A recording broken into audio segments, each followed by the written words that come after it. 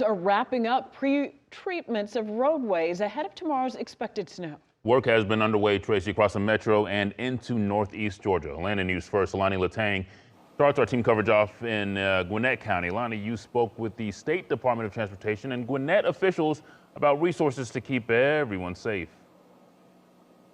They are, and in order to keep everyone safe, Gwinnett County here issued a local declaration of emergency. That's on top of Governor Kemp's state of emergency. And they say that they've been working nonstop since last storm, many without days off.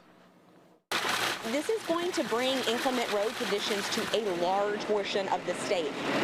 Piles of salt mixed with water to brine the roads to prevent snow from sticking.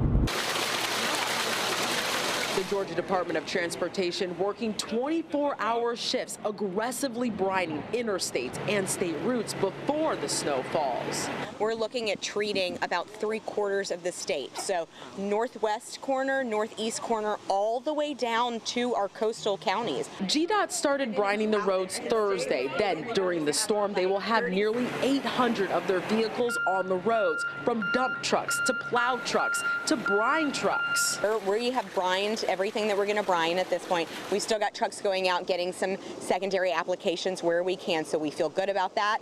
In Gwinnett County, our staff is ready. County crews started road treatments Thursday. They're urging people to bring the same energy as last weekend's storm and stay off the roads. I ask you not to put yourself at risk or getting into an accident or finding yourself stranded in freezing temperatures. The county is activating their emergency operations center at midnight Saturday, staffed with police, fire, Department of Transportation, closely monitoring weather conditions. And the goal really is just to have synergy in our response, right, as we manage this weather event.